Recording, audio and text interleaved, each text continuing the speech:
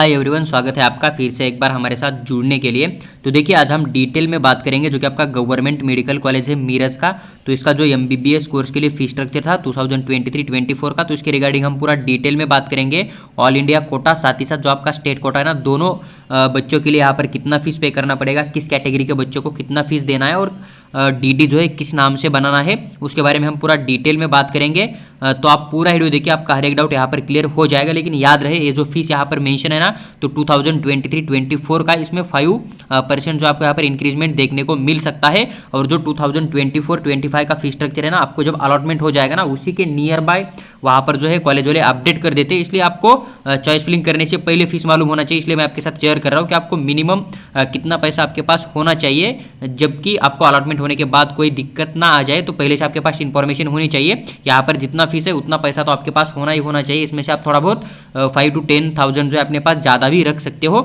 उसके बाद देखिए, यहाँ पर इन्होंने कुछ जनरल इन्फॉर्मेशन दे के रखा है, जैसे कि एडमिशन प्रोसेस जो है ना स्टूडेंट के लिए, तो आपको यहाँ पर उसी डेट के अंदर रिपोर्ट करना पड़ेगा। और संडे होगा या फिर हॉलीडे होगा, उसको भी वर्किंग डे माना जाएगा। ये जो है CETCL आपको हर नोटिस, हर PDF के अंदर अपडेट दे देता है, जबकि काउंसलिंग स्टार्ट हो जाएगा। उसके बाद देखिए, यहाँ पर इन्होंने स्टूडेंट को कहाँ पर रिपोर्ट करना है, डॉक्टर कुलकर्णी जो सभागृह है नियर एनाटॉमी डिपार्टमेंट, तो वहाँ पर आपको जो है कैंपस के अंदर जाना पड़ेगा। टाइम इन्होंने 10 AM से लेकर 6 PM के बीच में दिया है। ये आपको पूरा का पूरा इन्फॉर्मेशन काउंसलिंग में जब अलॉटमेंट हो जाएगा ना, या फिर जब काउंसलिंग स्टार्ट हो जाएगा, उसके ब्राउचर के अंदर भी होता है। तो इसके बारे में आपको ज़्यादा नहीं सोचना है। आपको पूरे के पूरे डॉक्यूमेंट जो है ना, साथ में ओरिजिनल डॉक्यूमेंट लेके जाना पड़ेगा। और उसके PDF फॉर्मेट आपको पेन ड्राइव के अंदर 75 से लेकर 125 KB के आपके पास होने चाहिए। कुछ जनरल इन्फॉर्मेशन इन्होंने दे के रखा है। देखिए, स्टूडेंट जो है ना, उनके पास डिमांड ड्राफ्ट जो है ना, वो भी पेन ड्राइव के अंदर PDF के फॉर्मेट में होना चाहिए। और आपको जो इस कॉलेज का फी स्ट्रक्चर का जो DD बनाना है ना, मैंने आपको बोल दिया था कि DD किस तरह से बनाते हैं।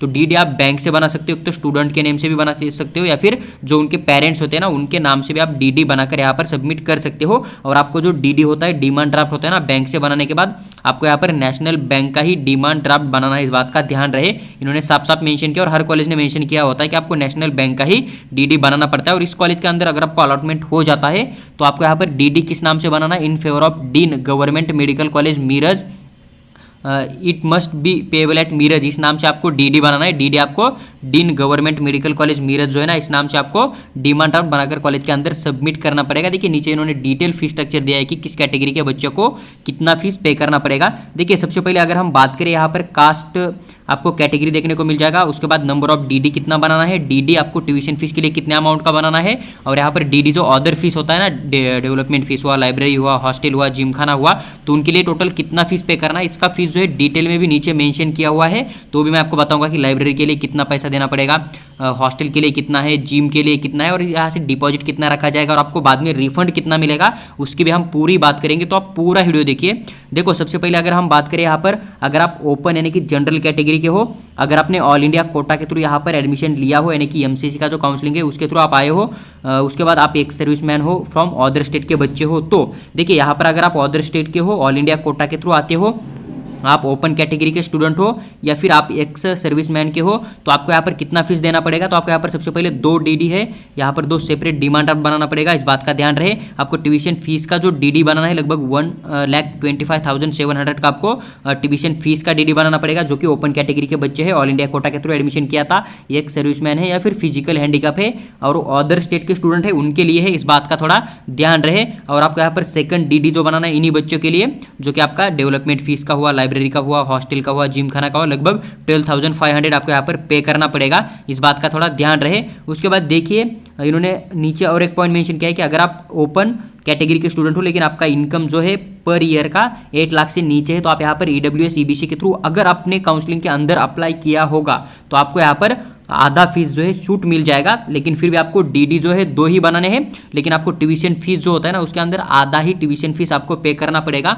किन बच्चों के लिए, अगर आप ओपन कैटेगरी में आते हो और आपने काउंसलिंग जो है EWS या फिर EBC के थ्रू अगर अप्लाई करके काउंसलिंग किया है, तभी मान लीजिए कि आप ओपन कैटेगरी में आते हो, आपका इनकम 8 लाख से नीचे है, लेकिन आपने अगर EWS या फिर EBC कोटा के थ्रू अप्लाई नहीं किया है काउंसलिंग प्रोसेस में, जो भी आपका स्टेट काउंसलिंग होता है या फिर ऑल इंडिया कोटा का काउंसलिंग होता है, तो आपको यहाँ पर जो है पूरा का पूरा फीस देना होगा, इस बात का ध्यान रहे। तो यहाँ पर ईडब्ल्यूएस ईबीसी वाले जो बच्चे हैं ना उनके लिए यहाँ पर ट्यूशन फीस का डीडी बनाना है, लगभग 62,900 का आपको डीडी बनाना पड़ेगा। उसके बाद जो अदर फीस है, डेवलपमेंट हुआ, लाइब्रेरी हुआ, हॉस्टल, जिम खाना, तो 12,500 आपको उसका डीडी बनाना पड़ेगा, जो कि आपके ईडब्ल्यूएस ईबीसी वाले बच्चे हैं उनके लिए। उसके बाद देखिए नेक्स्ट जो आपके एक सर्विसमैन है ना, उनको एक ही डीडी बनाना पड़ेगा, उनको कोई भी ट्यूशन फीस नहीं होता है, इस बात का ध्यान रहे। तो यहाँ पर 12,500 का आपको एक ही डीडी बनाना पड़ेगा, जो कि एक सर्विसमैन है उसके लिए, इसका बात का थोड़ा ध्यान रहे। और स्टेट के स्टूडेंट के लिए है, इस बात को भी थोड़ा आप समझ लीजिए। उसके बाद देखिए एससी, एसटी, ओबीसी, पीजे, एनटी, एसबीसी, अभी पीजे एनटी के अंदर एनटी बी भी आता है, एनटी सी भी आता है, एनटी डी भी आता है, तो इन सभी बच्चों के लिए आपको एक ही डीडी बनाना है। ट्यूशन फीस आपको कोई भी पे करने की जरूरत नहीं होती है, तो आपको यहाँ पर 12,500 रुपीज़ का एक ही डीडी बनाना पड़ेगा, इस बात का ध्यान रहे। इन्होंने नीचे कुछ पॉइंट दे के रखा है, देखिए कि जो ऑल इंडिया कोटा के स्टूडेंट आते हैं ना, मतलब अगर आप ऑल इंडिया कोटा के थ्रू आते हो तो आपको यहाँ पर बोथ ओपन एंड कैटेगरी के स्टूडेंट, मान लीजिए कि अपन अगर ऑल इंडिया कोटा के थ्रू एडमिशन करके आते हो महाराष्ट्र स्टेट के अंदर, अदर स्टेट के स्टूडेंट हो, देखिए सिर्फ यहाँ पर अदर स्टेट स्टूडेंट मेंशन किया है, यानी कि मान लीजिए कि आप कर्नाटक के स्टूडेंट हो या फिर आप कहीं अदर स्टेट के स्टूडेंट हो, बिहार के हो या फिर राजस्थान के हो, और आप यहाँ पर ऑल इंडिया कोटा के थ्रू आपको अलॉटमेंट हो जाता है, तो फिर आपको यहाँ पर 2 डीडी बनाना पड़ेगा। चाहे आपका कैटेगरी ओपन हो, चाहे आप कोई भी कैटेगरी के अंदर आते हो, तब भी आपको यहाँ पर 2 डीडी बनाना है। एक डीडी ट्यूशन फीस का बनाना है और दूसरा आपको डेवलपमेंट लाइब्रेरी फीस जो है ना उनका भी डीडी आपको बनाना पड़ेगा, यानी कि पूरा का पूरा फीस आपको पे करना है। इन्होंने यहाँ पर साफ साफ मेंशन किया हुआ आपको देखने को मिल जाएगा। फॉर ऑल इंडिया कोटा जो भी स्टूडेंट है, both open and category, other state student के लिए है सिर्फ both DD of tuition and development fees आपको यहाँ पर रिक्वायर्ड है। दोनों डीडी आपको बनाकर यहाँ पर सबमिट करना है, इस बात का ध्यान रहे। ये किन बच्चों के लिए? जो बच्चे के यहाँ पर ऑल इंडिया कोटा का काउंसलिंग करेंगे लेकिन वो जो है अदर स्टेट के स्टूडेंट है, यानी कि उनके पास महाराष्ट्र का डोमिसाइल नहीं है, उन्हीं बच्चों के लिए है।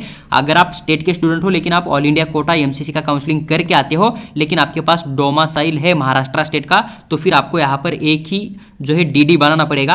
अगर आप रिजर्व कैटेगरी में आते हो लेकिन आप ओपन में हो तो आपको दोनों देना पड़ेगा, अगर आप ईडब्ल्यूएस में होते हो तो आपको दोनों देना पड़ेगा, जो कि एक हाफ फीस का होगा ट्यूशन वाला और जिम खाना हॉस्टल वगैरह का पूरा फीस देना पड़ेगा। लेकिन अगर आप वही ऑल इंडिया कोटा के थ्रू आते हो लेकिन आप रिजर्व कैटेगरी में आते हो तो भी आपको यहाँ पर पूरा का पूरा अमाउंट जो है पे करना पड़ेगा। दोनों के दोनों डीडी और पूरा का पूरा 1,25,700 वाला एक और 12,500 वाला एक, ऐसे 2 डीडी आपको यहाँ पर सबमिट करना पड़ेगा अगर आप ऑल इंडिया कोटा के थ्रू आते हो और अदर स्टेट के स्टूडेंट हो, तो इस बात का थोड़ा ध्यान रहे। उसके बाद देखिए आपको एडमिशन फॉर्म का एक फीस देना होता है, जो कि हर कॉलेज में लगभग सेम होता है, 1,500 होता है, हर कैटेगरी के बच्चों को पे करना होता है और आपको ये फीस जो है पूरा का पूरा कैश में पे करना होता है। जब आप एडमिशन के लिए जाओगे तब आपको ये फीस देना होता है।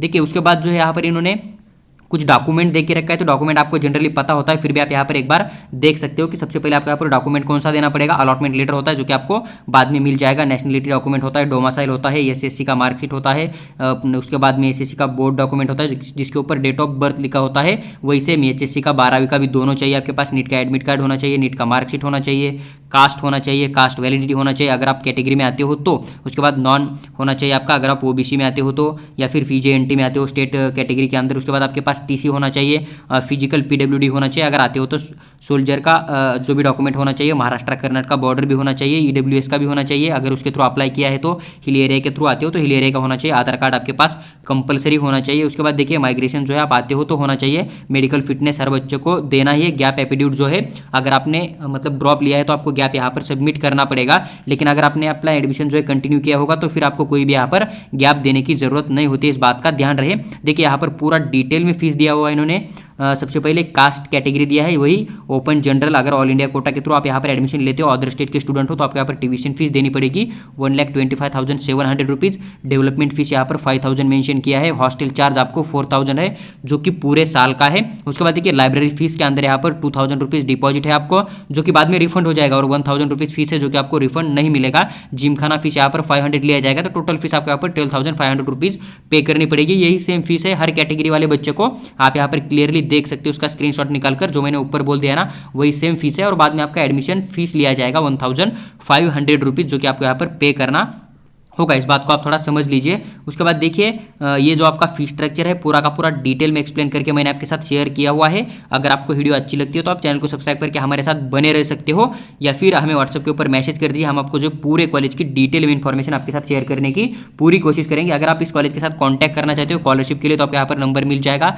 अगर आप यहाँ पर एडमिशन के लिए कॉन्टैक्ट करना चाहते हो तो आपको यहाँ पर उनका जो है नंबर मिल जाएगा, आप इनके साथ कॉल करके बात भी कर सकते हो और इनके साथ भी बात कर सकते हो कि सर अगर हम ऑल इंडिया कोटा के थ्रू आ जाएंगे जाएंगे हमारे पास स्टेट का डोमिसाइल नहीं, हम अदर स्टेट के स्टूडेंट हैं, हम आपको जो है पूरा फीस देने के बाद हमें स्कॉलरशिप मिलेगा या नहीं मिलेगा, तो इसके बारे में आप इनके साथ बात कर सकते हो। इनका कॉन्टैक्ट नंबर आपको यहाँ पर देखने को मिल जाएगा।